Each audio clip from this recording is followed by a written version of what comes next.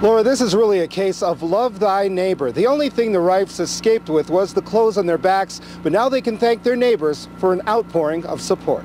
Free lemonade, donations for the Rife family. In this Greenwood Village neighborhood, amidst the pitter-patter of enthusiastic footsteps, Lemonade, please. these children are holding a fundraiser. Thank you for the donation. In 2 locations on South Yosemite, Thank you. Donation. they set up lemonade stands to collect money for a neighbor's house destroyed by fire last night. We live in this neighborhood too.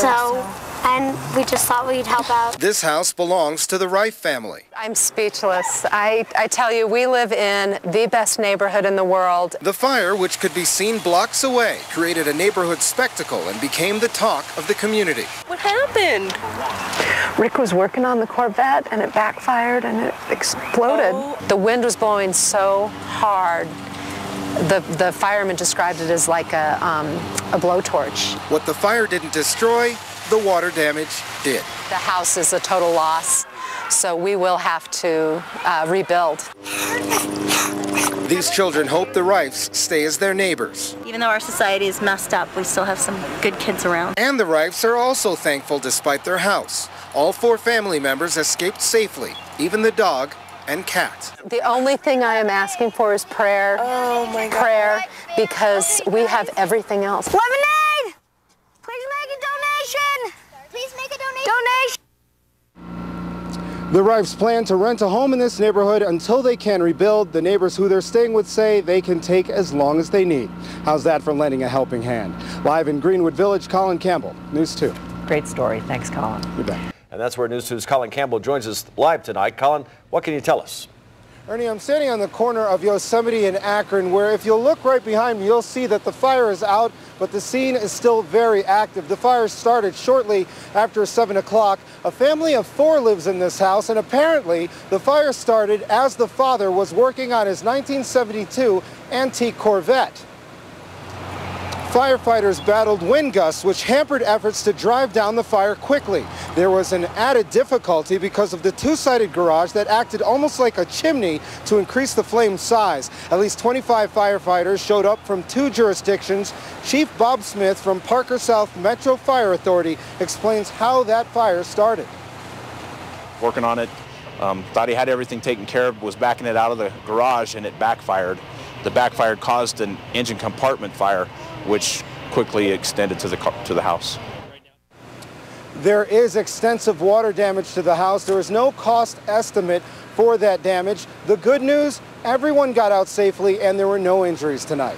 Live in Greenwood Village, Colin Campbell, News 2. Lucky they weren't hurt. But as News 2's Colin Campbell reports, Brandon Johnson got a lesson about race that he'd never imagined. Brandon Johnson is a typical teen, a keen interest in sports, particularly martial arts, which also happens to be his source of confidence. It built my character. And if I didn't have that today, I probably would have taken my life. Brandon is of mixed heritage. His father is white, his mom is black. Brandon was accused of vandalizing a neighbor's home. Accusers said the suspect had an afro, dark skin, and they knew it was Brandon. My reputation just got crumpled. A neighborhood email was also circulated that implicated Brandon. It even told neighbors to lock their doors. They not only did this vicious email that was completely and totally incorrect. The Johnsons have lived in this neighborhood for nearly 3 years. Since that time, they say they've always been welcomed with open arms. That is until their son was accused of a crime. I had all those anger, humility, disbelief. Brandon said he felt like an outcast. Whenever I go to the mall, people I didn't even know would come up to me as if I was a bad guy. Police later arrested real estate agent Sandra Haddad. Haddad allegedly asked 4 white teenagers to carry out the crimes. They were also arrested. We're just really happy now that the truth came out. Brandon says he's happy to be proven innocent in front of his neighbors. If they were to have one day with me, they would know how good of a guy I am. And to show that race shouldn't automatically make you a suspect. In Colorado Springs, Colin Campbell, News 2. It's at tops our business news tonight. News 2's Colin Campbell joining us with more on the latest economic cycle. Colin. Ernie and Kelly, dealers across the nation are reporting brisk sales this spring, especially when it comes to scooters like this, which can get 60 to 100 miles a gallon. Sales of medium-sized bikes are up also, and it's no different here in the Denver Metro. With gas prices poking near $4 a gallon for regular gas, more commuters are opting for a change in driving style to vehicles of the two-wheel variety. Bob Carey has driven his scooter for more than a year. As a biker on a budget, he uses it as his main transportation. The gas price, it's very easy to ride. There's really no learning curve.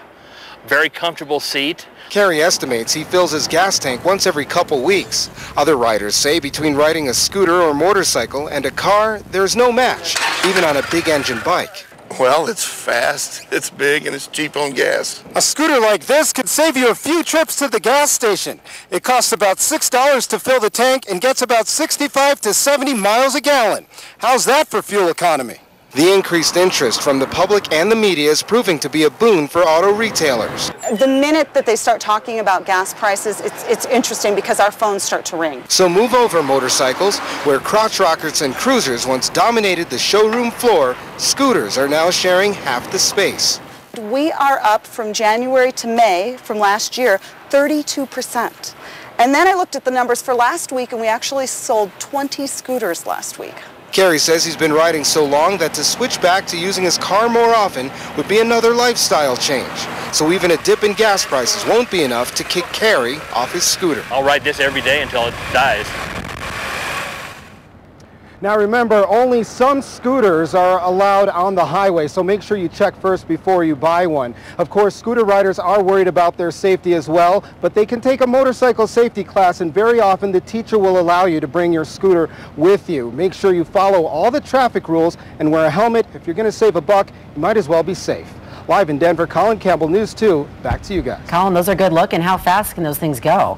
Hey, these things can go up to about 90 miles an hour. It may take you a little while to get there, but it can reach it. Okay, Colin. All right, thanks. looking That's good. great. Thank you.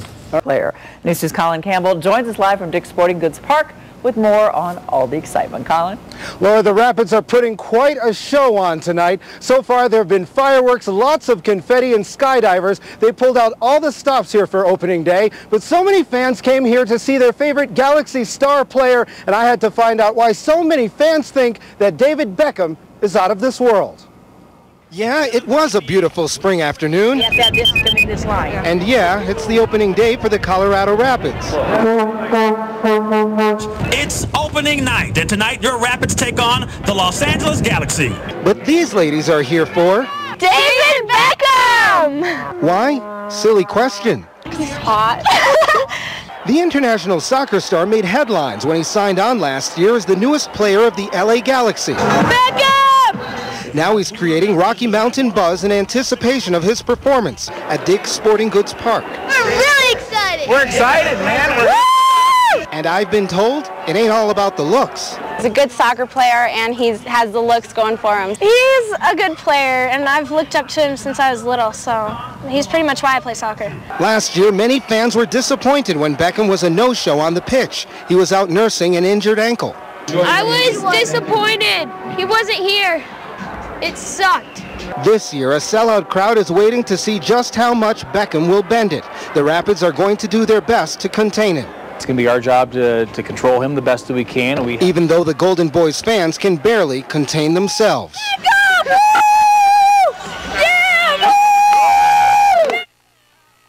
You gotta love that youthful enthusiasm. There you have it. Right now the score is still 3-0 Rapids.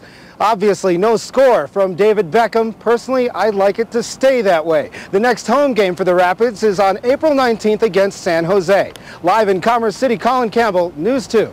Thanks, Colin. We hope they win. Yeah, me too.